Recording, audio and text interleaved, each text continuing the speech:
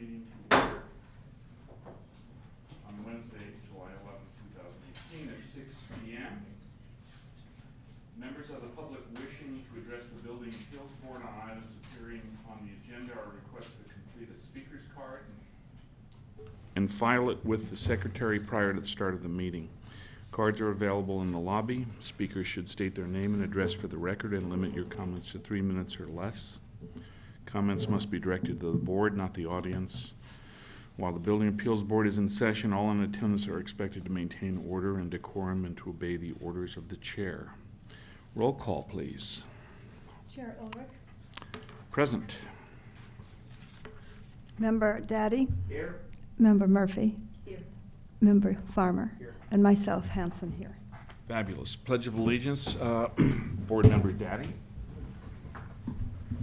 Please join me. I pledge allegiance to the flag of the United States of America and to the republic for which it stands, one nation, under God, indivisible, with liberty and justice for all. Thank you.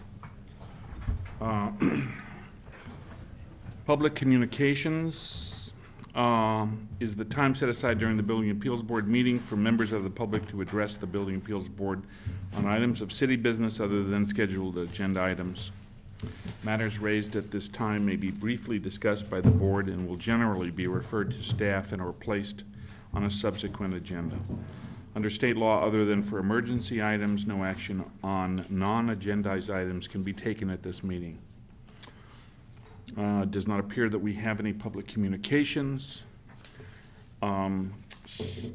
Cards at this point. We'll move on to the building officials report. No building official report. Very good. We have consent items, 5 consent items, meeting minutes of the Building Appeals Board for the meeting of February 12th, 2018, March 14th, 2018, April 11, 2018, May 9th, 2018, and June 13th, 2018. That is the extent of the consent items. Do we take a roll call vote on that, or do we just have a voice vote? I think a voice, yes? I think we just ask if there are any deletions or corrections. Do we have any deletions, reservations, or comments? Okay, very good. In that case, we can then we will file as consider listed. that to be accepted and filed. Discussion items, of which there are 13. Well, no. There are 8, actually, by my count. Item 6 through item 13. So let's start with item 6, review the Building Appeal Board recommendations for amendments to the City of Ojai Municipal Code Title 9, Building Regulations, Chapter 1, Building Regulations. Recommendation, do you have any comments, or shall I just read the recommendation? I just want to make sure everybody's on the same page on this one. So Okay. in the last meeting, we reviewed this chapter, and all this is an update to what we reviewed. There were some additional comments, those being the appendices, which have been attached, and also the International Property Maintenance Code, which everybody received a copy of as a hardbound copy, and that was only distributed to the board members because of copyright infringement law. So with that being said, we could continue on from there. Okay, the recommendation, I'm going to presume recommendation from staff is to review the Building Appeals Board recommendations for amendments to the City of Ojai Municipal Code Title 9 Building Regulations Chapter 1, Building Regulations as discussed in the June 13th BAB meeting, and adopt the revisions. We're not going to adopt yet. We're going to adopt the whole chapter as a whole. Okay, so we're going to discuss it. This just to make sure that Okay. just to make sure that it's all Okay. as everybody agreed on in the last meeting. Okay, so having said that, comments? Attachment A. Is that where we are? Yes. Have recommendations BAB recommendations to the City of Ojai Municipal Code Title 9, Building Regulations, Chapter 1. I'd like to go to unless anybody has anything before 91206. I thought we talked about 91206. And if anybody has anything prior to 206 or 205, please bring it up and we'll proceed on. Actually, we'll start with 205. Well, yeah, actually I do. If I understand this correctly, section 9, page 1 of 12, first page, 9-1.101 adoption by reference includes the International Property Maintenance Code, item B. Is that correct? That item A through K are adopted by reference, and if we are to recommend that this be adopted by the City Council as a update and revision to the current city ordinances, that would include items A through K. Anybody have a problem with that? Yeah, I have a problem with B. Well, okay, so So let's talk about B, Tom, and James. We have a lot of properties that need a lot of help, and we have a lot of properties that have poor maintenance, and the city does need certain authorities. What I'm concerned with in the IPMC is that we end up being a referee between landlord and tenant disputes. My screen door's not right, I'm not getting this, I'm not getting that. Am I correct in that assumption that it is that broad where the city would have the responsibility and the authority to be the arbiter of tenants and landlord agreements and conditions? It depends on what the circumstance is. If it's faulty plumbing, faulty, no screens in a window, those are a violation. But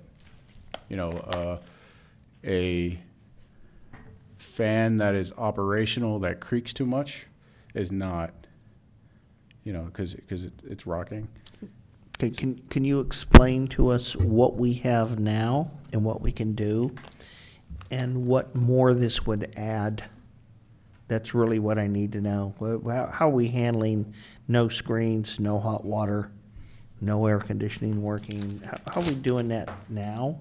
Right. And then what more does this add? And how many more tools does it give you that you really need? So right now we're using the 1997 Uniform Housing Code, and what this does is just brings it more current to the more to more in line with the current code. And so the big there's not much of a difference. It's very, very minimal difference between the Uniform Housing Code and the International Property Maintenance Code. It doesn't give any further, again, there's complaints of non-working things, and there's complaints of air conditioning is not a requirement under the building code. Heat is.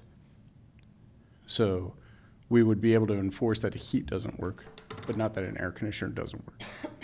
Okay, what do we lose if we reject B? Mm-hmm. What tools do you lose that the community needs you to have? Well, excuse me, let me ask a question. Since it was referenced, Uniform Housing Code, is that adopted and part of the state code? It is not. Okay, so It's you're saying we've been operating, this city of Ojai has been operating under the Uniform Housing Code as of its last iteration of 1997, and it's not part of the state code. correct. Okay, But- so it was independently adopted by the city of Ojai? Well, under that code, it was adopted because the last time any code was adopted here was under the Uniform Building Code, which is also where that Uniform Housing Code came from. Right. And so the state of California, most of their chapters are derived, most of their volumes are derived from the International Building Code, the ICC book. And then they modify it to make it more conditional to California. So they have said that they don't need to modify this, that this will stand alone in itself, and so we can adopt it as standing alone as itself. Okay, but where's the Uniform Housing Code in that scenario? The Uniform Housing Code hasn't been updated because Okay, so it's not really effective if it hasn't been updated. correct. Okay, so in other words, Because the as last of- time it was published was 1997. Okay, all right, and it was adopted by the city of Ojai, but at this particular point, it hasn't been updated. It is still ostensibly, through incorporation by reference, the ordinance, the code of the city. Yes. Right, and the International Property Maintenance Code is different. It exceeds that. Neither of them have been adopted by the state, so, Correct. okay. I'm going to re-ask my question. It's a good idea. By not adopting the IPMC, the International Property Maintenance Code, what tools are you short of? What tools do you say, hey, Bob, this is what we can do with the 97, this 2018, this thing here has a laser level and it's got Wi-Fi and it's got this and it's got some things and we really need these things to do this for the community. What would you, how could you give me some examples? So it's not about necessarily, this versus this. It's more about the time, as time goes on, the code is fine-tuned because of the way things are written. And so that's where it is. It's the fine-tuning of that code. That's the difference between the 97 Uniform Housing Code and the 2018 International Property Maintenance Code. It's just the fine-tuning of the words and making it more easier for a building official or a code official to go ahead and implement or implement the code. And it's more user-friendly for the public also. I know I'm putting you on the spot, Tom, and I don't know if this would answer your question. Is there an example of times you've used that here at the city as a tool, that you've relied on the IPMC code? I can't use the IPMC. It's not been Oh, adopted, so there'd be no example of it. So I don't have an example of it where Okay. where How about I the- can, Is there an and example again, where it's just, you needed it? it's Well, no, just, no. a- Yeah, Okay. I understand your My question. thing is, So- is there an example of where you needed it? In the interest of condensing the question the issue that I brought up, it's out of A through K, it's the only reference, a body of code that doesn't start with the California, which means it exceeds what the state has adopted. And I am always reticent to exceed what the state has adopted without a very specific showing of a need and a cause, both need and causation. So at this point, I don't see that. I see that being an issue because one element that's perhaps even more influential in this list is the health and safety code that is referenced, and the government code, but the health and safety code that's referenced as other regulations, because those other regulations are actually even more basic and more perhaps influential relative to the condition of housing and habitability, but while also making it fairly simple for the public to understand what the limitations are of enforcement and the expectations are as far as the state adoptions are relative to habitability.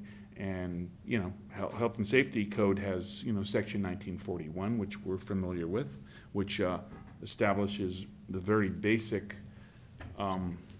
elements of housing.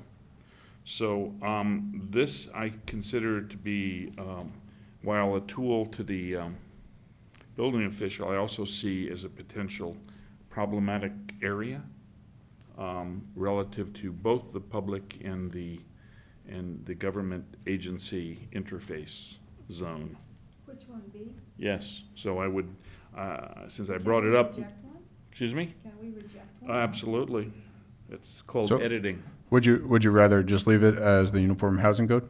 I'm okay with that. Yeah, I'm okay with well, the Uniform Housing Code, once again, we haven't really That's not ours. we haven't looked at it. At this particular point, I'm good with Health and Safety Code and A, C through K, because they've already been adopted by the state. What format should we be making our recommendation? Would you like us to take a formal proposal, a formal? You want a voice vote on Well, deleting I'm that from really this, not really from sure section 9 if we take a voice vote on each one and we make a formal with the second with the voice. How formal, James, would you like each one of these to be? So this particular chapter is coming back after the recommendation from the last meeting. So I think we can go through it if the board agrees on each change at the end. Okay. Take a vote, just Take one vote at the end? just one vote at the Okay. end. I'm going to recommend that we not allow above current state law. We don't add above, which would mean a deletion of B.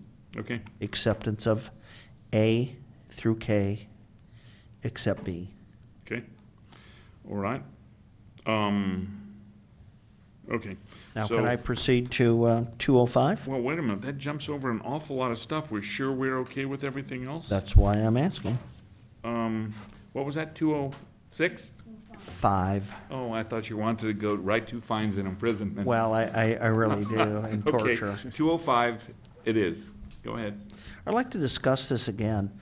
Violations and penalties, and I would please ask the board to chime in. So when we get in here, it shall be unlawful for any person, firm, or corporation to erect, construct, enlarge, alter, remove, repair, improve, remove, convert, demolish, equip. We have about 500 or 600 non-permitted second units being occupied today in Ojai. And, you know, I don't mind. I always stand between the white lines, and I always want to follow what the rules are. And when I come to rules that aren't even, you know, they're just there, I'm always concerned that they're discriminatory because it's a willy-nilly where somebody gets snagged, and so we go ahead and beat up 1 or 3 people, and then we have 500 or 600 people that don't have anything. And then what I'm thinking is that the entire section becomes arbitrary and discriminatory because it's not being enforced. While I don't have an issue with this thing goes back to April of 1985. If the council doesn't have the will to enforce their own code, I would ask that we start removing these codes because it just causes discourse and angst. It causes a hostile environment within the community because just certain people get snared, and that's not correct. So I'd kind of like to hear what the board has to say, because unused rule, when we know that we have an inventory over 500 non-permitted, whatever kind of units we want to call them, and we have a section in here that we have chosen to ignore as a city, Okay. I'm just wondering if we shouldn't just take it away. Okay. Well, since this section 9-1.205 is titled Violations, penalties, I don't see any penalties addressed in this. No, addressed in this code section. In other words, it doesn't seem to address what the title would indicate it would be addressing. So at this point, What are you being penalized for? yeah, it's nebulous. And my point is that we apply it different at the time without reference. Yeah, exactly. There's no reference to what the implications are. It just simply says it shall be unlawful. So, What's unlawful? yes, and it shares what's unlawful, but In pretty broad terms. yeah, exactly. So, from a practical perspective, I would support the elimination of this.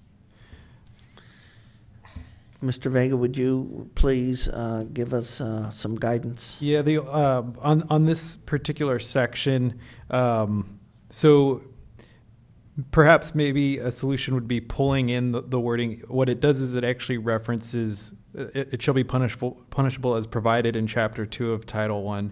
So maybe we could pull in that information That would from be Chapter nice. 2, Title 1, so Yeah, it's clear. because the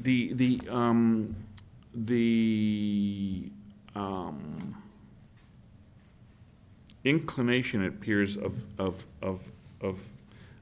ordinance generation is to attempt to incorporate by reference several other, which to the layperson, and perhaps even to the individual skilled in ordinance research, it requires going to a multitude of sources and cross-referencing the intent. Yeah, no, I think that could Okay, help well, clarify you want to it. bring that back with a proposed, Clean up? Yeah. yeah, Yeah. Yeah, we can bring it back with, I mean, we'll bring it back with whatever changes we make here today anyway, so we'll bring it back with that, assuming the board is good with that. And then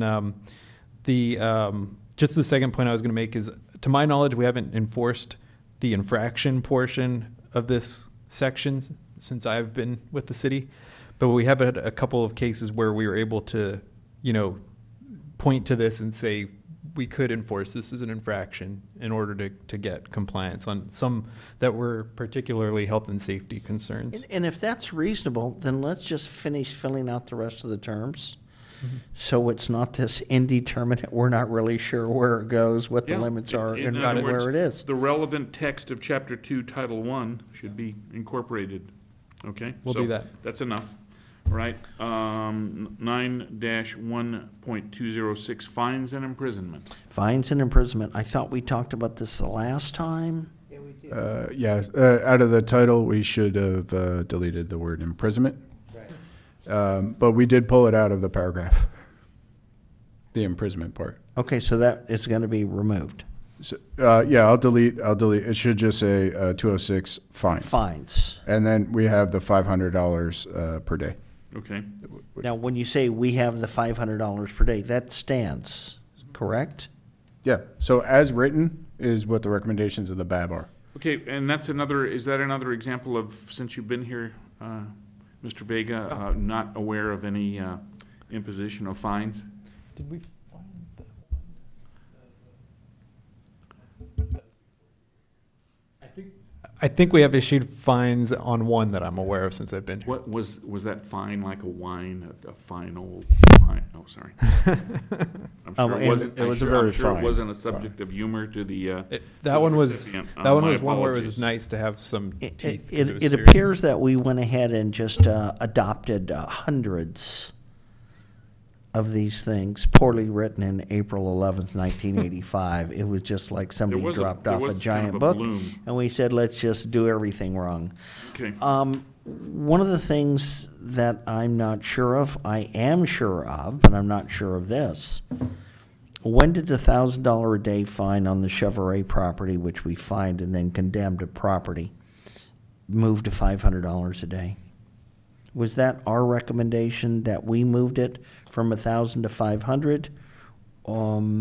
Because what I'm concerned is when I read this code from 85, I know for a fact that we have fined up to 1,000 a day, and I'm not really sure if that has to do with a different section where we can fine. And I hate to see us having different levels of different fines for the same level of egregious action in our ordinances. Is that fair? Am I being reasonable with that? We're double checking. We do think that the 500 Okay, was. and again, in there you since can, 80. you can make a note. I mean, we're not done yet, so if you want to make a note, we certainly don't need an answer. Okay. This is just something that I want us to make sure that when we do send it to council for adoption, that we've really kind of got it fine-tuned. Yeah. Because I know there's a couple of council that are going to read this thing, and they're going to separate fly specks from pepper, and I want to make sure we've done it ahead of time, Okay. and we've gotten it fine-tuned for them. Chair, I'm finished for now. Okay. Section 9-1.207, permit issuance, section to be repealed, so that goes away. Yes? Okay. 9-1.208, approvals required. I don't have any problems with that one. Anyone else? Okay. 9-1209, final inspections and approval. Okay, I would submit perhaps an addition to this, and I'll read it. There shall be a final inspection and approval on all buildings when completed and ready for occupancy. Clearance to connect utilities will be issued by the building official after the building or premises are found to meet all applicable codes and city laws. It's kind of broad, but the intent appears clear.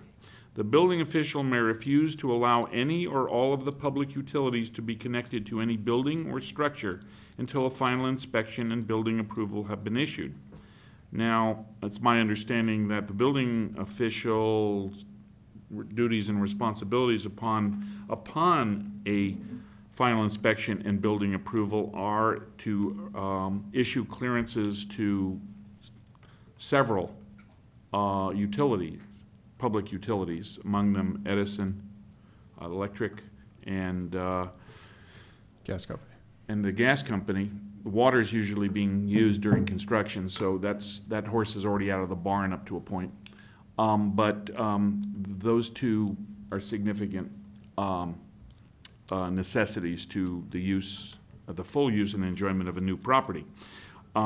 However, it's also been my understanding that this city has a history of, due to planning issues, causing the building official to unreasonably withhold a final approval, notwithstanding that in the case I'm thinking of, the actual final approval had already been issued and it was retracted, which gets into all sorts of entitlement issues. So I would submit that was I think an abuse of government under that set of circumstances, but because there was an issue of a Title 10 nature, and the building official was withholding final approval that met all other regards, and this was a remodel, not a new construction. So it had been a previously occupied and used residence. So since there's that broad element of after the building or premises are found to, quote, meet all applicable codes and city laws, that's where we get in the Title 10 issue. I would submit adding to this, an approval by the building official shall not be unreasonably withheld. Okay, so Equally broad. just to explain, prior to final sign-off, all other the building official or the building inspector is the last one that has to sign off. That means fire signed off, business taxes signed off, planning has signed off. Where does it say that, by the way? Is that policy, or is there an ordinance that covers that sequence right there that you're talking about? That is just the way. I'm not exactly sure if that's So it's a policy thing. Well, that's a checks and balances thing. No, And checks and balances is constitutional law, United States federal government. That's a different thing. It's a way to make sure that everybody has, that the property has satisfied all the needs of all departments. Right, and what we're talking about here is Title IX, the building official. Correct. And unfortunately, And- to use the building official in that manner, I think is an abuse of government Well, authority. Because the reasoning behind that is because you may be ready to be moving into a house, but there may be a fire department issue. Well, And- or there may be more likely, since what I'm talking about is there was a planning issue. Okay. That where the planning, where the community development department wasn't clear about things and also engaged in perhaps overreach as far as assertion of Title 10 issues. So And, it's too easy to say fire department. okay. Okay, because And- typically and speaking, that's- if the fire department had an issue, the fire department would red tag a property themselves, The- because they have that capacity. The fire department does not have the authority to red tag. The fire department calls out the building official to red tag. Okay. I like that, okay. And I have a question then, since I've had one of these little things here, and we've had a lawsuit, and we've had a grand jury filing, and we've had a number of things, and it's on a remodel within the city on Palomar. Can this be written to delineate? I understand when you have new service, new home, new construction, first-time connection. When you have a remodel, we have had, people have been told in the past that they couldn't live in the home while the remodel was going on. That's not true. I understand that, and I'll get you the address and you can pull the file. We'll look at this. So I just want to make sure that we delineate that in here so people understand. And that seems to be why we're being a little hesitant here, because we had a couple of unsuccessful terms of code people. Nothing like the excellence we get now, but we've had in the past. And I want to make sure that the community is protected from some of those abusive people that we've had in the past, because everybody turns over sooner or later. And I want to make sure that there's some protection. So with that, I'm not really sure what we can put. I would take any suggestions or anything you folks can look at, and maybe bring that back next time. We can move on. Well, once Unless again, there's more to I'm say? suggesting the addition of simple broadening language, which is equal to after the building or premises are found to meet all applicable codes and city laws. That's extremely broad, not specific, and basically says, well, one issue that may be entirely unrelated to the building code can cause, from a department other than the building department, can cause the building official to withhold final approval. And it was a side setback for the air conditioner, by the way. Doesn't seem And very. we're saying you that- can't live in the house, and so I found that to be, that was a pretty bad situation. Okay, and so I'm suggesting an approval by the building official shall not be unreasonably withheld, gives the public something to say, well, this seems unreasonable, and then they have a basis for an appeal, if they need to the building appeals board. Okay. Okay? Any support, any objections? All right, okay? So just a change in that wording is what you're talking about? It's an addition to it. Yeah, right, It's another, just add it right after it has been issued, period. right. But I understand what you're talking about, Tom. And as far as the check and balance, because I've done a lot of building here in town, and there's a card that you have. And to check off on the card, and as the procedure goes, get your electrical, your plumbing, you get it signed off by the building inspector. And once all that's done, then the city official, whoever gives their final approval, right? But I mean, who hasn't in this city had problems building? It's just part of the game. And yeah, there's I'm sure there are people that have bad taste in their mouth about building. But I haven't seen one builder in this town build a house or whatever and say, hey, I had a great ride. There's just hurdles that you go through. And it's just something that you have to expect. And so, I think what the checkoff procedure, if you have a problem with that particular checkoff, then you come to the city and you talk to them. And just to kind of wrap things up, there are options that the building official can also do, and we can issue a temporary occupancy. Right. And Yeah, I got that's a very easy solution to it. it's not a life and safety issue to have an air conditioner in the side yard setback. However, it's a violation of the of the zoning code. So we can issue a temporary C of O, and that gives the opportunity for the homeowner to move in. And then they can also it gives them time to relocate and fix whatever the planning issue is. So there are ways to, again, I'm not going to speak for specific projects. There are means and methods, and there are things that the building official can do. However, to issue a temporary certificate of occupancy, planning does have to agree to it, or the fire department would have to agree to it.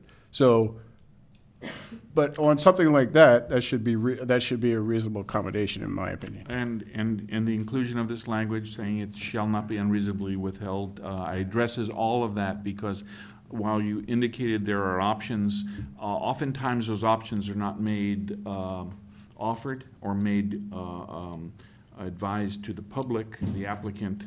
That's an option that's available. It's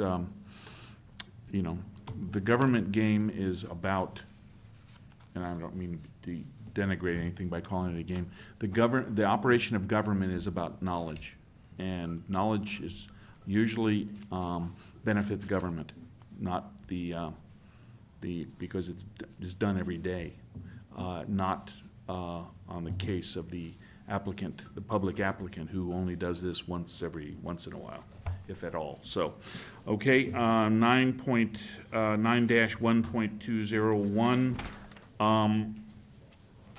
through 211 and 212. Anyone have any issues? 213, amendments, additions, and deletions. 213, why do we have this in here? What's the relevance of this? First of all, it's incorrect premise.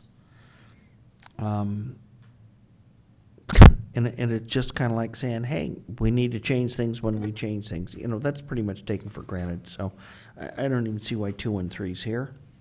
We don't have a liquefaction area. We don't have high geological and topographical type of situations and unusual soils. I mean, we got a little bit of hard pan where we have a little bit of problems planting trees, and we got a few other little areas, and we had a little bit of squashy soil over there on Fulton when we went to put in that road.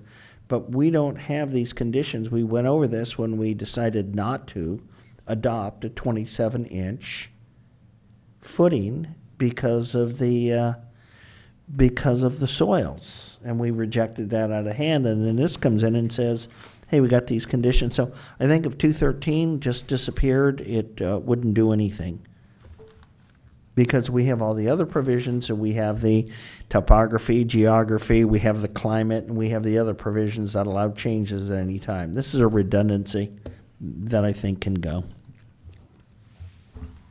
Okay, so we're recommending then that to delete 9-1.213. Yeah, and unless we can get some help on the building side that says, hey, we need, again, I don't want to eliminate tools that the city needs. The city has to have tools to protect the community. This almost seems like a policy statement rather than it's not ordinance. A code, it is a policy statement. Yeah, so, okay. What we can do with some of these that you're mentioning like that is when we start making the changes, if we notice an issue that's going to be a big issue, since it's coming back, we'll bring that issue up then. Okay. 9-1.214, Building Appeals Board. Now, we've been through this lots of times, so does it look as well burnished as it should be? We've had in the past an issue regarding when the board shall meet.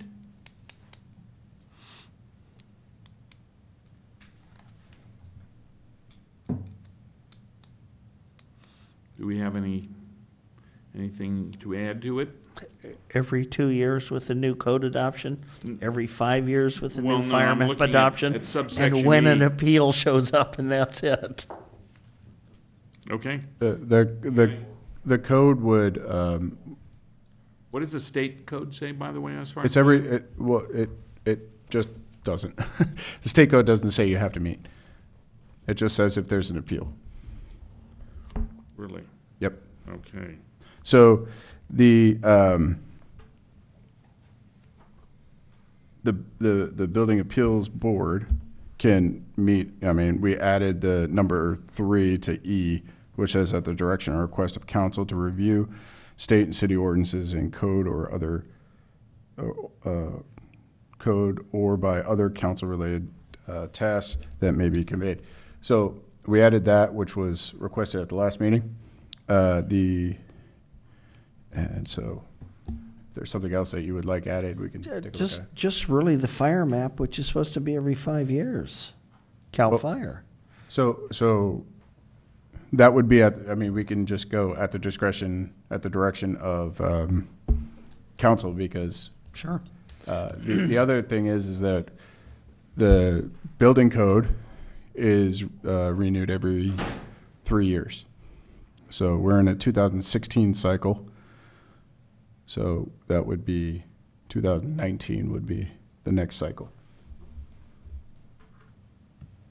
In which that should be fairly straightforward, because we're not changing, from here on out, we're not changing specifics.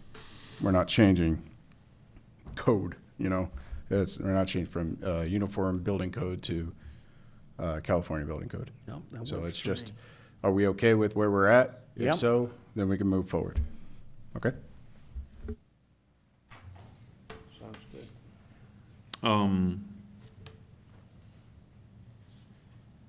Okay. Appeals to the, section 9-1215. We've revised this, and it appears to comport with the revisions that we've recommended, yes? Okay. What was the final resolution on time for the Subsection building C. official to get back and set a Within date? 15 business days of receiving an appeal, the building official shall schedule a hearing before the Building Appeals Board, which shall consider relevant evidence presented at the hearing. Appellant shall be given at least 10 days written notice of the date and time of the hearing. Failure to timely schedule an appeal constitutes a waiver of the city's right to hold hearing before the Building Appeals Board, which will result in the appeal being granted without a hearing. So we made 3 significant changes. Yes. And if I remember The right that to was time- 45 days back. And Tom made a,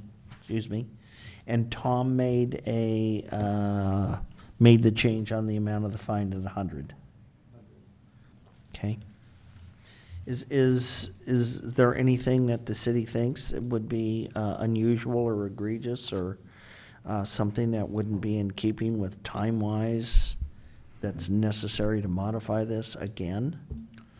We haven't sent it over to the city attorney yet, so we have to wait until we Okay. send it over to them to Good. Okay. Well, to look let's at it. move on then. Right. We got somebody Okay, doing fact check for us, work for me. 9-1.216, small residential rooftop solar energy system review process. I think we've gone through that one. I don't have any objections or issues. Article 3, Uniform Building Code and Uniform Building Code Standards. Section 9-1.301, adoption repealed. So going forward, what's repealed is just not going to show up if it's adopted, if the recommendations are adopted by council, correct? We're gonna forward them with them removed. The question we talked about this last meeting too is I'm not sure if the city attorney is going to require that be kept in there, but we'll Okay. forward that recommendation Right. that way. Okay, but having said that, now that it's happened, it's been referenced twice, are there recommendations of the city attorney going to come back to us? Or is it all going to be a surprise as it gets presented in a staff report to the council that they may or may not have time to read? So the way we were planning to do it is including this whole section as the BAB has recommended in its entirety. Goes to the city attorney. And He to has the council, and then the city attorney may at that point have his, recommendations. And he makes those recommendations to the council, and we never see it again. We Well, never, certainly don't see what the city attorney's recommended. So in addition to being a right to work for at least a little bit of time for the city attorney and reviewing what our recommendations are, at that point, it goes into the vortex, and we never see it again unless if we're paying real close attention to a staff report that is presented at some city council meeting in the future. It's always nice to know what happens to our work product, isn't it? There's a couple of things I can make sure are done, and then there's a couple of things I can ask that are done, because I unfortunately do not Okay, manage the city attorney and the city on manager. behalf of the board, I'm making a request that we get to see Yeah. what the city attorney does His to modifications. our recommendations. His modifications and Yes, corrections. his modifications to our recommendations, okay? And I will make that request as well, and I'll notice Right, that the and, board and, has. and if it doesn't turn out, we will feel suitably spurned Yeah. and understand the true And- drift of things. And what I can guarantee I will do is I will provide the board as much notice as possible, and I will send it to you. Thank you. bef- Yeah, 'cause we're, as soon as I have noticed it. we're talking about this after the council liaison has vacated the I building. think he so- got out of but here I'm for sure- that reason. Additionally, we're gonna have, I mean, if it doesn't come back, if it doesn't come back to the board, we are still taking the BAB's recommendations as you guys approve and still sending that over with the changes that they make. Right, but you see, what I'm coming to is, we've made some recommendations. A previous building official took the recommendations that we made, effectively ignored them. There were this much in a 4-page staff recommendation, staff report and recommendation, so that when I looked at it, I kind of went, where was our work product in our recommendation? It was very easy to miss by me, let alone by the public. So what I'm suggesting is we'd like to know what's being done to our work product before it reaches council. That's all. I mean, I think that's a I reasonable understand, thing. and like Yeah, James that's said, all. if at all possible, if And we it- can, then we will. But, because I have to note that the previously described process is how things have been done, because we perhaps, and have been remiss in saying, could we see it? A couple of times we've asked to see it, in other words, what the staff, be that the city attorney or otherwise, did to our recommendations, and we didn't see it. So it seemed like it disappeared into the, did I say vortex, or what, did I mean ether? Oh, The someplace. cloud. Maybe it's in the cloud. Could you, Yeah, thanks. could Okay, you good. Okay. perhaps just send us the changes that the attorney has made, not within this whole document? I mean, not the changes that he, don't kill any more trees. Yeah, what I'm thinking, because we would attach, the final BAB recommendations in their entirety. Okay, And what I'm envisioning, what I'm guessing it would end up being is then the city attorney would have, attachment Yes. B, and it would be his version, taking that and then making edits. So I can make sure, like I said, I can guarantee that I can get those to you before the meeting. And I'll make the request that we be able to get a copy and distribute it as early as possible. Okay. And if possible, bring it back. Right, fabulous. Then moving right along, we're at Article 4, Uniform Housing Code. What happened in 91701? Okay, but 91401 is repealed, right? 91401 amendments, wait a minute. 91401 adoption repealed. 91401 amendments, okay. So this 91401 replaced the previously repealed 91401?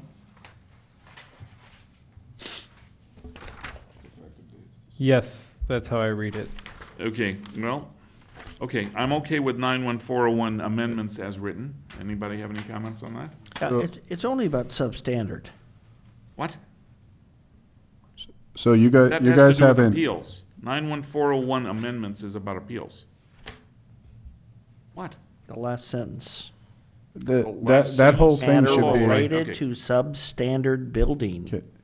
On Or the any matter related to a premise. substandard building or the premises on which it is located, okay. So what is that? No, I'm just saying. That's a good point. Chair? Yes, So we probably should just repeal that section because that's referring to the Uniform Housing Code. yeah, I was kind of coming to that. So that, I mean, because we're not going to be using the Uniform Housing Code, then that would actually just be repealed because that's what that's referencing. Okay, That's good. amendments to the Uniform Yeah, Housing it's Code. very specific. Okay, good, repealed. Okay, Article 5, abatement of dangerous buildings, adoption, it's to be repealed. 91502 amendments to be repealed.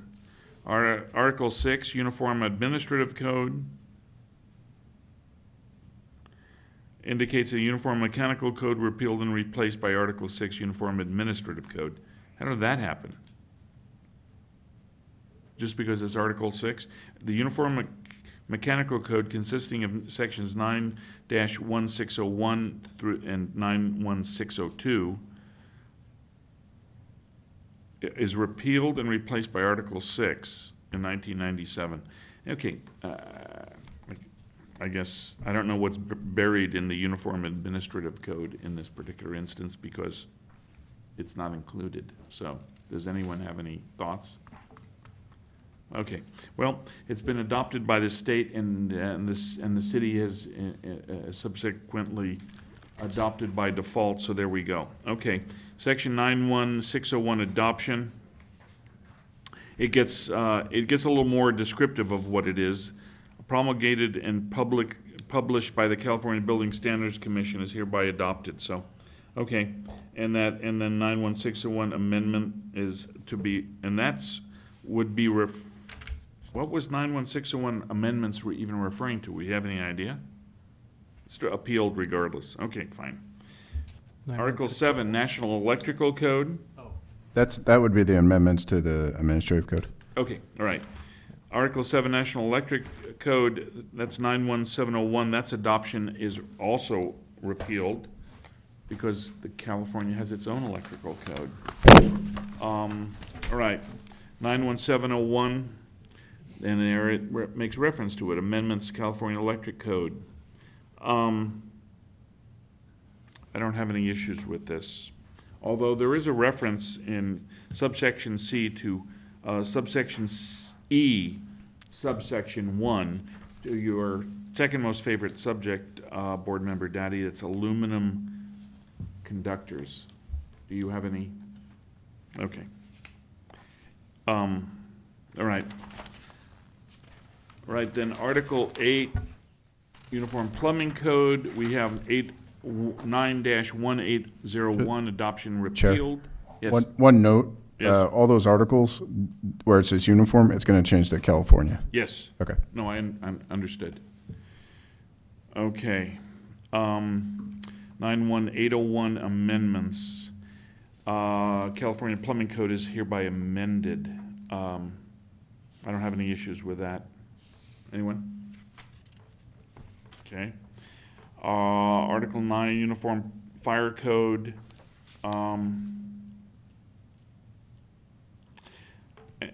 And how is it that swimming, just out of curiosity, how is it that swimming pools and fencing are now incorporated in the California Fire Code? That's under Article 10. That's under Article It's a 10. new, Interesting. Okay. Right. All right. 91901, adoption of the California Fire Code, most recent edition, promulgated and published by the ICBO, is hereby adopted and enacted as a fire code of the city. It's the fire code of the state, and it should be the fire code of the city. Okay. Stop me if anyone has any comments or amendments or that they'd like to consider. Section 9.1.902 amendments, that section's to be repealed, excuse me. Article 10, swimming pool and fencing. 9.1.1001 definitions. Can I Yeah. interject here? So further on, I also, in the last one, I had given, we had talked about Appendix V, which is the Swimming Pool Safety Act. And so we can effectively get rid of this section. Swimming Pool Safety Act is a federal law. No, it's California. Where? The California Swimming Pool Safety Act is Appendix V of the California Building Code.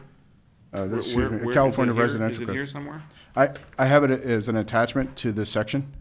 A couple pages back. It's a couple You gotta go pages, yeah. back a Couple of pages. Keep going. You gotta go Attachment forward. E, right? Sorry. Attachment E. Attachment E. Keep going forward. That's back. Forward, okay. Swimming Pool Safety Act. Yeah. Attachment So, E. so it effectively talks about the same stuff, but also it defines what a swimming pool is. And so we can eliminate that section in the code and just, because it's an appendix, it has to be adopted. So then we would just adopt this section to the building code. That seems great to me. And then if there's any changes, then it's automatically updated in the next code cycle. I mean, it's not like we're doing these things every day. We are. Pools. We're doing a We, lot of pools. we have a lot of pools coming in? Okay. And then, just so everybody's aware, It also applies to when you're redoing a pool, though, Bob. Or redoing. Well, people have pools. New construction isn't the only, applicable condition for this, so you have to look at it from that perspective. You know, what's really interesting, and I'm off the subject, but I'm not. When I went out, when the fire was in full force out to Rancho Matilahan, they had a number of small fires around that weren't being attended to in smokes. Out of that entire community, probably none of the houses are void of a pool. And there was only one sign in front of one house that said, "Pool access for the fire department," nice sign out front. I'm wondering, since swimming pools are under the Fire Act, why we don't have a special designation in the front of the house, which lets the firemen know that they have emergency access. I'm certain that they have the authority when we're into a certain condition, and I'm just wondering why, with the Sign Act and the Pool Act, that there's not a designation to the fire department out there that lets them know that they have access to water. When we start talking about geography, topography, the brush, the climate, all the big massive problems we have, plus the fire, it would just seem like that would be a no-brainer, like let's put a little yellow reflective dot on the mailbox so the firemen know they don't have to go all the way around should we have no pressure in the line, that they can go ahead and pump. Just a thought. Yeah, that's a good thought. It is. So, but does it die here? I don't know where it goes. It just doesn't seem right that if we have hundreds of swimming pools and we have no water in the system, that they don't know where it is. Right. That just amazes me, especially since it's under the fire code. So, What can we do to? Well, they normally know they have a topographical aerial that they could dip in there. I lost an I know it. 8,000 square foot house on Osage Creek because they didn't know that just a few feet over they could drive over because it was at night, and it was an out-of-area fire department. And had they seen the reflector on the mailboxes, they would have known where they could have gotten things. Wouldn't the GIS system take care of that? But when you're from Calaveras County or somebody, you're not going to have that. And then when we had the fire on that residential property, February 23rd, we had just got done paving the street. And there were no blue markers in the street to indicate where the hydrants were. And so they had difficulty finding. It was just a quirk.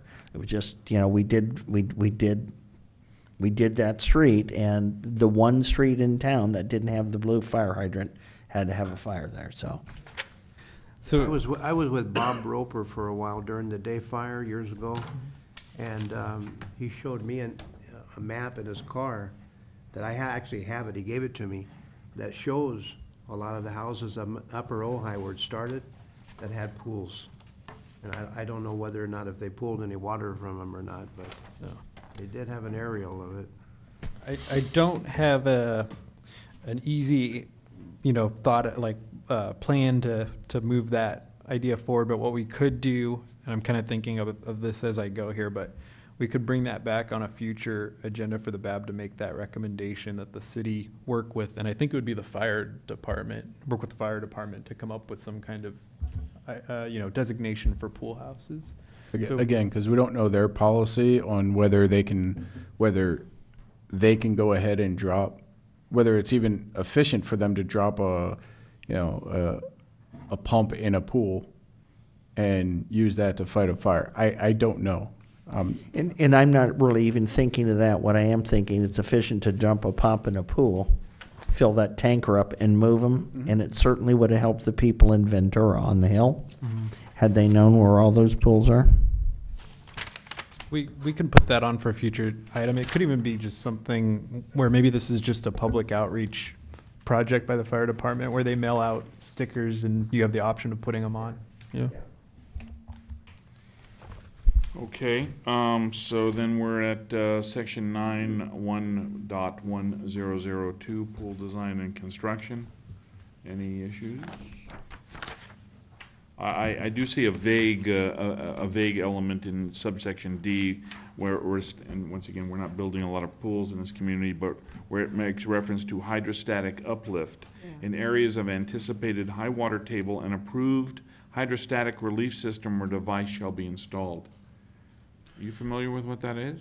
Yes, What is it? that's for groundwater. No, I understand what it's for. I'm saying, what is an approved hydrostatic release system or device? So it's a way to relieve the pressure around the pool, so it doesn't act like a boat and float. So you can Tubes, tubes, yeah. tubes, Plastic just piping, any sort of way to relieve that pressure. yes. So there's multiple ways of doing it. A lot of the times they just Okay. put in a drain. Anticipated high water table, okay. Now, The whole thing is really vague, but You have that okay. problem. It's just That problem. we do. No, sometimes we do have that problem. it's a There is pop-off valve. if there's a clay layer and water gets trapped above it, and then At purchase. hopefully in the future we do get rain, and the we do have clay here, and so if the water sits above that clay table, it can cause some buoyancy. We have standing water at 8 feet under the skate park, and we have a sump pump that is actively running every day, relieving the water at 8 feet. So, yeah. Yeah, it's a good place for a skate park, but not a pool. Okay, so then we are, on to Discussion item 7. Article 11, severability, 911101 severability, that's a standard boilerplate thing, and then Article 12, cross-references is repealed. So then we're going to be recommending adoption of all of the Appendix I, J, H, patio covers, and V, which is the Swimming Pool Safety Act. Building. Yes? Yeah. All right. All right. Then we're done with item 6, yes? Yeah, and can the board make a motion to approve those changes and we'll bring it Yes, back? yes. I make a motion to approve the changes that we've just discussed. I second. Shall we call? Yes, roll call call? roll, please. Chair Ulrich, Yes. Board Member Daddy, Yes. Board Member Murphy, Yes. Board Member Farmer, Yes. and myself, yes. It's anonymous. Okay. Right, discussion item 7, City of Ojai Municipal Code Title 9, Building Regulations, Chapter 2, Permits. The recommendation is discuss and draft amendments to the City of Ojai Municipal Code Title IX, Building Regulations, Chapter 2, Permits. As part of the council's assigned task to the Building Appeals Board, council directed the BAB to conduct a one-time review and report to council on contradictions, missing cross-references, or other issues requiring code text amendments in service to clarity and integrity of Title IX of the Municipal Code. The Building Appeals Board may wish to discuss, review, and identify additional changes prior to forwarding to City Council. Recommended changes to the City of Ojai Municipal Code Title IX, Building Regulations, Chapter 2, Permits include changes to the current code are underlined. Okay. Section 9-209, expiration. All building permits shall expire and become null and void 180 days after their issuance, provided, however, that if the holder of a building permit has made substantial progress toward completion of the building or structure under construction at the discretion of the building official, such permit may be extended for 2 additional terms of 180 days each, in other words, a year. Any request for extension of a building permit beyond 1 1/2 years shall be made to and approved by the Planning Commission.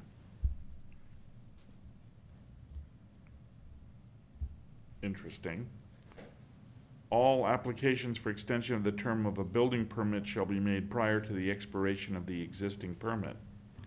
For purposes of this section, the term substantial progress shall mean, in the case of the first 180-day extension, the satisfactory completion of at least 3 of the 5 major inspections required by the California Building Code during the progress of construction, and at least 4 of such inspections in the case of the second 180-degree extension.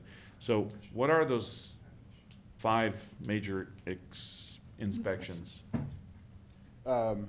Would be plumbing, mechanical, electrical, Structural, framing. building, yeah. So what this is pretty much saying is if you call for an inspection and you get signed off, the clock starts again for 180 days. Now, if you don't call for 180, if you pull a permit and you have some sort of, you come into some financial troubles or something like that, what'll happen is you'll write a letter to the building official and we can extend it for 180 days. So 6 months. Then if they still don't call for an inspection, then they can request another extension for 180 days. Once an inspection is called, they can, the 180 days starts over. Okay, and then please explain to me when that doesn't happen, why it goes to Title 10 to the Planning Commission. The only reason I could think of is if there is, the building official has the right to, but if there's a condition in their approval through planning to get it done. That's presuming, okay, that's presuming there was already Again, this was previously written. Yeah, I'm not up to date on conditions for planning approval. So that's the only reason why I would assume that it would have to go to Planning Commission also. Wow. Okay, well, I've only seen one in more than 2 decades here, and that was the one on Oak and Montgomery, where the guy had that nitwit building there on the corner, Tom, that plywood 2-story building that ended up turning into the condo projects, where he put a giant moat around the house and jacked it up, and that thing sat there for a decade, and we didn't do a single thing on that one. That one was a mess. So if they don't act, the permit would just expire, and then they would have to reapply. Start all over. Start from the beginning. New project. But a person could keep extending this for 180 days. I mean, on one, walk me through this a second, okay? So I'm a builder, and I call for my first inspection. and let's say it's footings or whatever. And you sign off on that, and then I come in, let's say for another one, maybe framing or whatever, and I ask for a 180-day extension on the framing, because it's, You wouldn't have to, because you've already gotten approval on the foundation. okay. So then, as soon as you get the foundation, so you're gonna get a rebar inspection for your foundation, then you're gonna get a slab inspection afterwards, right? So there's two, and then you're gonna get you're gonna start getting your framing inspection. There's three. Now you have 180 days again. Okay. Electrical and mechanical. You have a rough electrical, rough mechanical, rough plumbing. There's Okay. 3 inspections. All right, yeah, you want, It again, it's just there. Yeah, it's reasonable, it's reasonable. Yeah. Yeah. okay, all right, thank you. Right. Okay, so that was 9209 expiration. Now we're looking at the Ojai Municipal Code, Chapter 2 permits, 9-201 approval.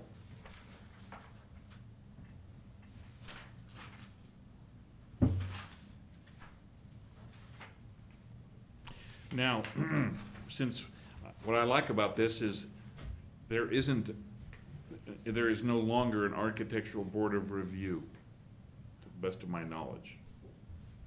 So, seems like some appropriate editing here.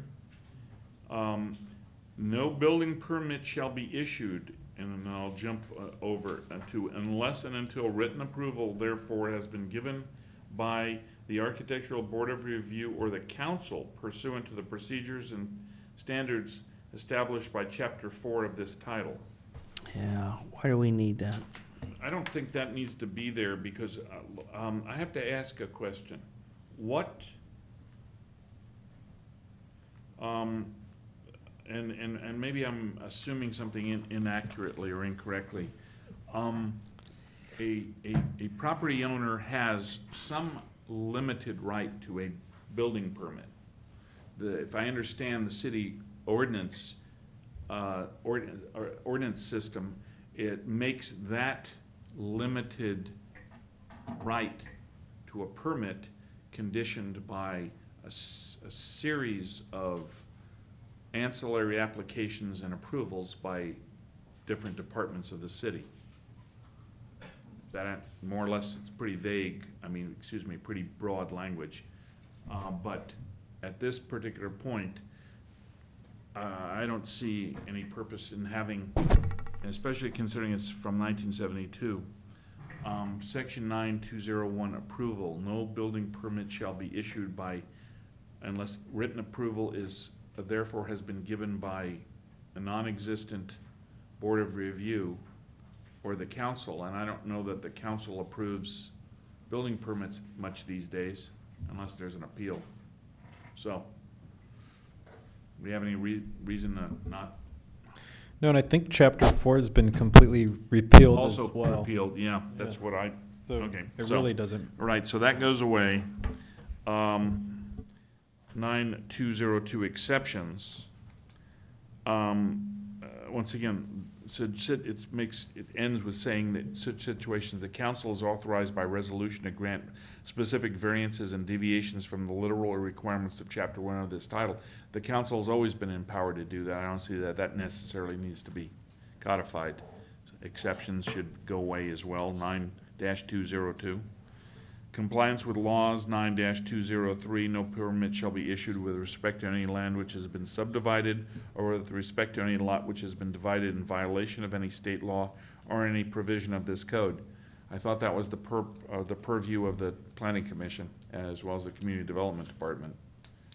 No permit shall be issued. Okay, that's a building permit. So once again, I don't see any reason to have 9-203 any longer in the Ojai Municipal Code. 9-204, frontage on public streets. No permit shall be issued with respect to any land which is not part of a lot as defined in Chapter 2 of Title 10 of this code, which lot is immediately adjacent to and has direct access to a public street, provided, however, an exception to this prohibition may be authorized by the council.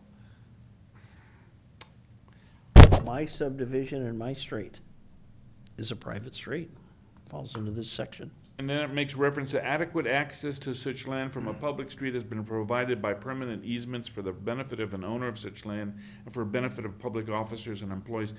This is attempting to codify policy. Okay, and as such, it does an incredibly vague and subject to a multiplicity of interpretations. So I would submit that 9-204, frontage on public streets, goes away as well. Plot plans.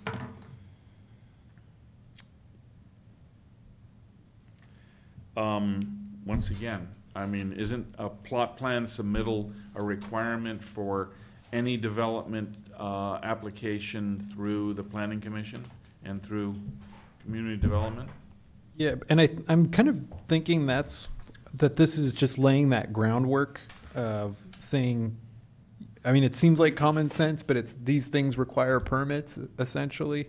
Well, but it's not saying it requires a permit, it's saying no permit shall be issued. This is, Right. It's starting with a negative. Yeah. And that's what I'm thinking, maybe there's a- permit, it shall be conditioned upon, I could understand that, but this is not saying it that way. Yeah, I'm thinking maybe we can look at, I'm sure some cities have updated their language. Yeah. Yes, so, Attorney wants it that. I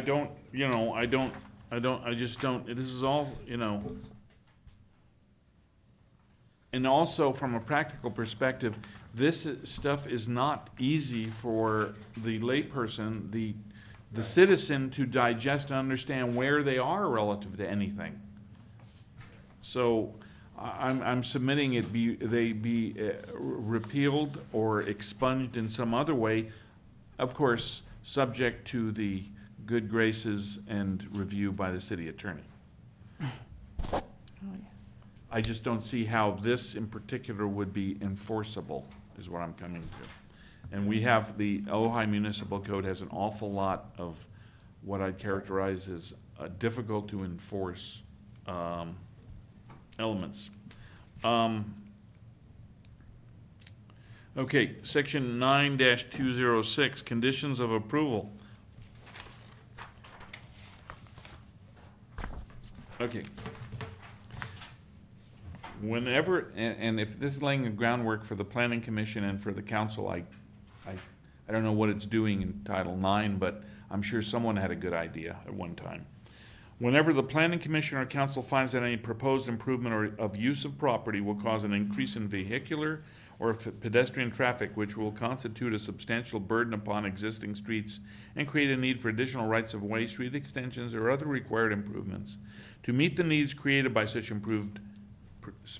proposed improvements or use, or whenever the Planning Commission or council finds that the proposed improvements or use of property will create a need for an on-site or off-site drainage, sewage, or other public facilities, the Planning Commission or council may require, as a condition to the approval of such proposed improvements or use, or the issuance of a building permit. Now we get the building permit finally.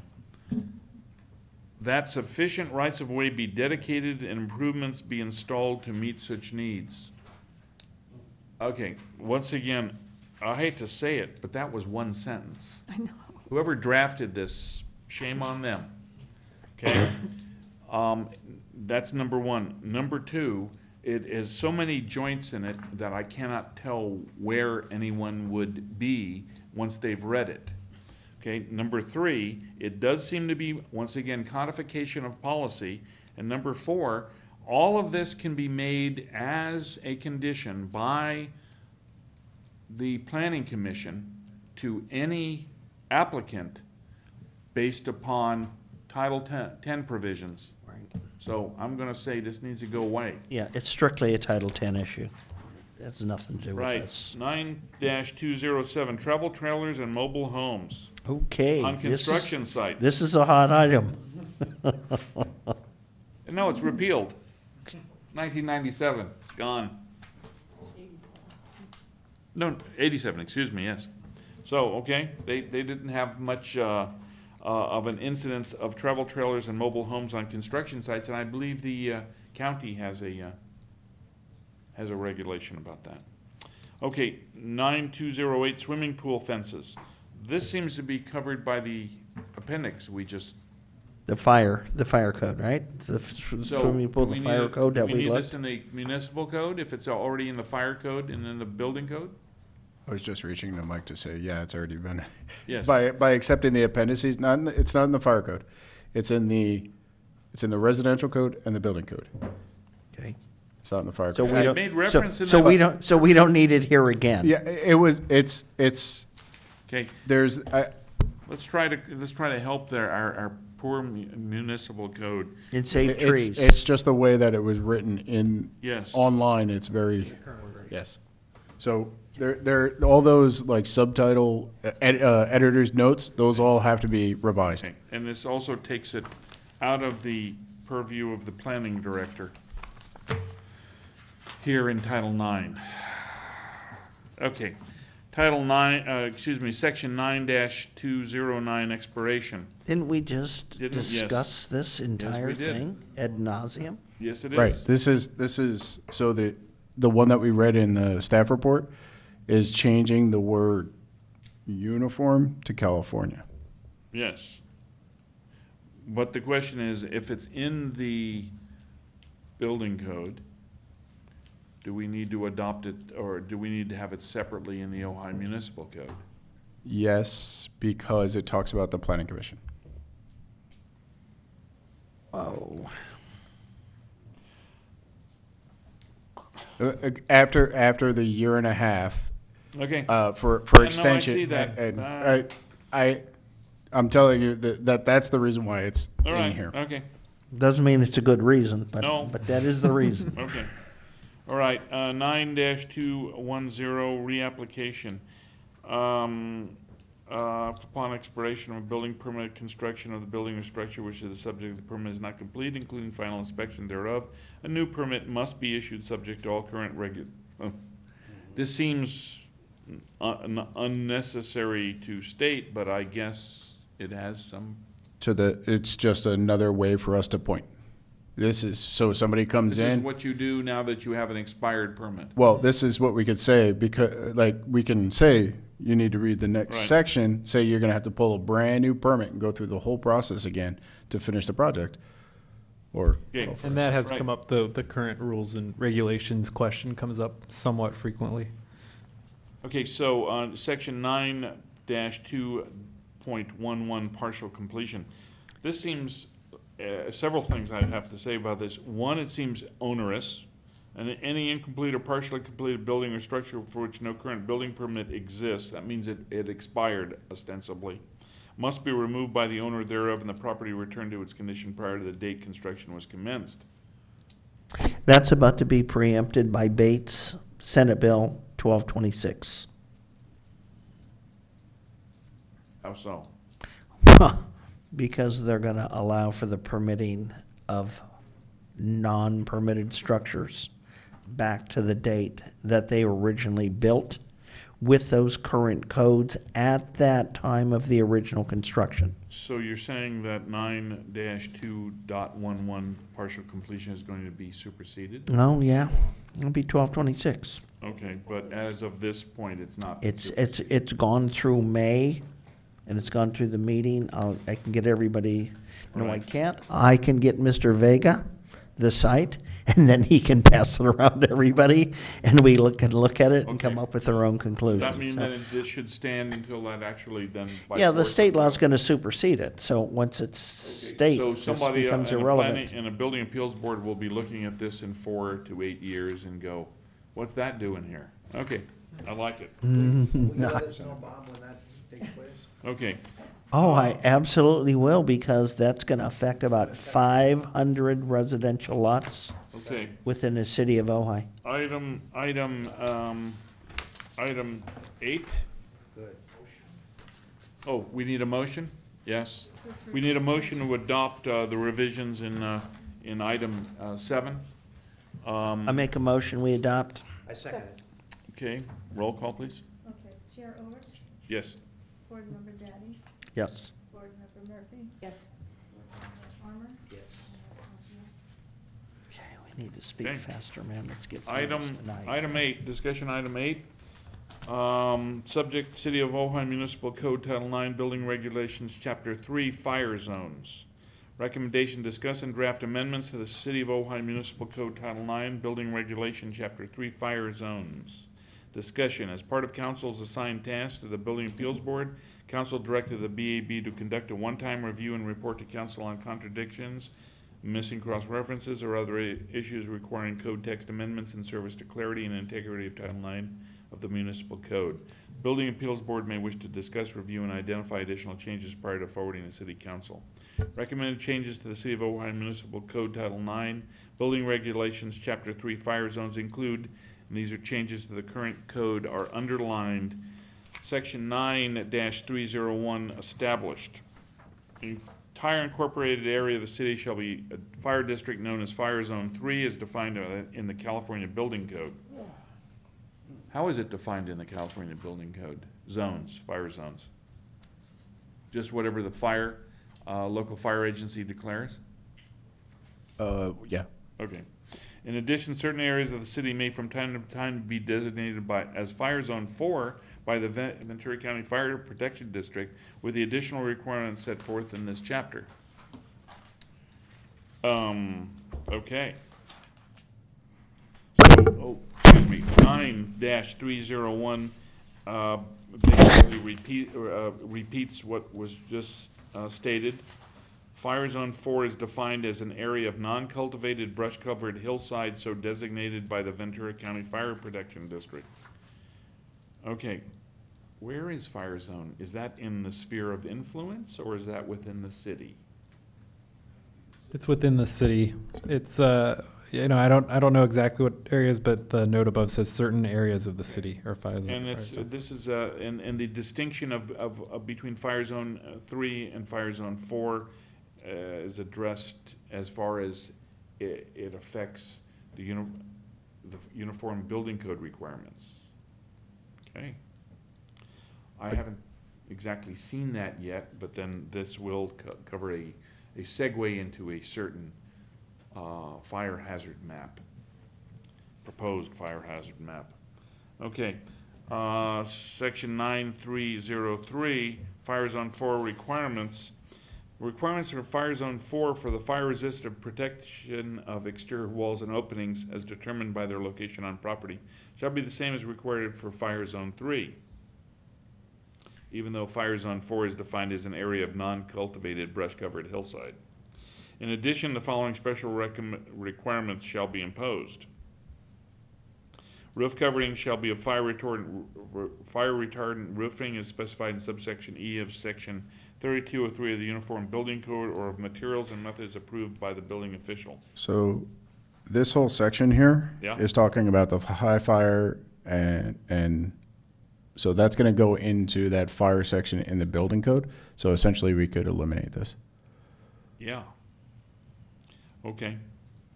Because it's talking about roof coverings, and we've gone beyond this Yep. Okay. in the building code, so we can just repeal this.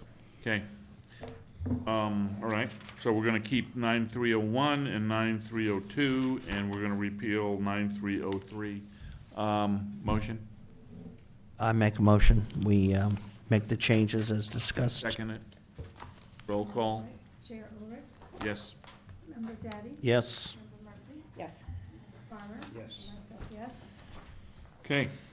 Discussion item 9. City of Ojai Municipal Code Title 9, Building Regulations, Chapter 4, Architectural Review. Recommendation, discuss and draft amendments to the City of Ojai Municipal Code Title 9, Building Regulations, Chapter 4, Architectural Review. Discussion as a part of council's assigned task. The Building Appeals Board Council directed the BAB to conduct a one-time review and report to council on contradictions, missing cross-references, or other issues requiring code text amendments in service to clarity and integrity of Title IX of the Municipal Code. Building Appeals Board may wish to discuss, review, and identify additional changes prior to forwarding to the City Council. This chapter was repealed on February 3, 2004. Staff has no recommended changes. So, in other words, repeal it and delete. This Okay. this is purely aesthetics. It has nothing to do with hardening. It has, yes. hardening, blocking, more importantly, it was screens, repealed. tail rafters. It's just paisleys and add-ons and, you know, fun stuff, Okay, right? do we have a motion? Okay. Chair Ulrich? Yes. Board Member Daddy? Yes. Board Member Murphy? Yes. Board Member Farmer? Yes. And myself, yes. Okay, item 10. Ojai, City of Ojai, subject to City of Ojai Municipal Code Title IX Building Regulations, Chapter 5, House Numbering Regulations. I'm not going to repeat the discussion, which makes reference to the council's assigned task of the Building Appeals Board. Staff has no recommended changes to the City of Ojai Municipal Code Title IX Building Regulations, Chapter 5, House Numbering Regulations. And as a consequence, we have about 10 sections to look at. 9501, designation of numbers. The city clerk shall have the authority, and it shall be his or her duty to designate the respective numbers for building fronting on streets heretofore laid out or to be hereafter laid out or extended. Okay, well, that designates who shall designate the numbers. I'm just fine with that unless someone thinks it should be someone else other than the city clerk. I don't think so. All right, 9502, numbering is mandatory.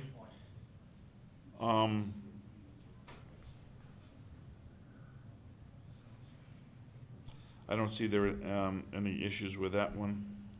9503, baselines. It's basically indicating how the city is laid out and how the numbering system is based on that. Odd and even numbers, section 9504. It's very quaint and seemingly organized. 9505, allocation of numbers to blocks. 100 numbers or as many thereof as may be necessary shall be allotted to. That's great numbering system. 9506, frontage per number within block. 50 feet of frontage shall be allowed for each numbers to be calculated from the beginning of the block in which the numbering begins. I don't know why that would be, but I guess when you don't have, when you have varying sizes of property, perhaps. Section 9507, prefixes, north, south, east, and west. 9508, multiple buildings. If there's more than one building on a property to which a single number is assigned by this chapter, or if one building has living quarters for more than one group, with separate numbers for each, the number assigned to the frontage shall be used, followed by the letters A, B, C, etc., to designate separate buildings. My understanding is the city prefers when there's a second unit, like there's a second dwelling unit, a second unit compliance, accessory dwelling unit, that the second unit is designated as B. Is that the city's policy? Yes. Should Yes. that not be in this section right here then? If it's, we codify the policy? Just so everybody's got it, because otherwise, I know that there's several properties with multiple residences or multiple dwelling units in this community that have A. Or one half. One half. So, from, we can't go backwards, especially because some of these are decades old. But going forward, I think it should be very clear that if that's the policy, let's make them B. Okay, so that should be added into 9508. Scratch A, go to B, C. Yeah, okay. A's the And that's for first. accessory dwelling units? Yeah, Or any- compliance? Yeah, Okay. yeah. I just want to make sure. Yeah, I'm A right. should always be the primary unit, and then we start with B. No end of confusion on this particular thing, because I live with it. So not just accessory dwelling units, just anytime there's multiple Anytime units there's with one multiple address. buildings, that's what the subject matter is. Yeah. Multiple habitational. Is that different from how we treat it currently? So, so there's, this is talking if there's one address and multiple Structure, structures. multiple, actually. Or it more- says or buildings, units. But it could be It could be units. dwellings. So it could be, if it's one address, then it could be the main house. typically, this is the way that it's been done, is that if there's a ADU or compliance unit in the back, then that would be Unit B. It's not designated as an A as the front, because then we have to change the address to that one also. Right. Then we just say it's Right. B. So, but if we're starting off from scratch, then there would be an A, a B, a C, a D, an E, so forth. If you're starting out from scratch. Where there's not an existing building. Oh.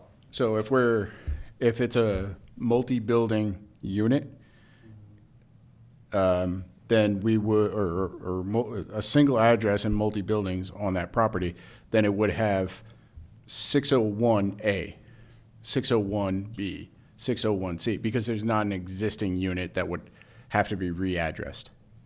Okay, let me throw this at you. I buy a piece of dirt and I'm going to put in an ADU and a home for me.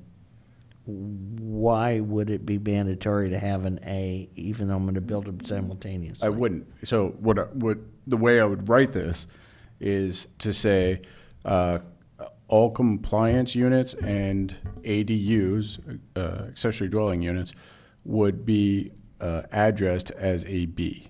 Okay. Okay. So, Add that in then. so basically, as an existing house, you put in a second unit in, one second unit on there, and it's approved.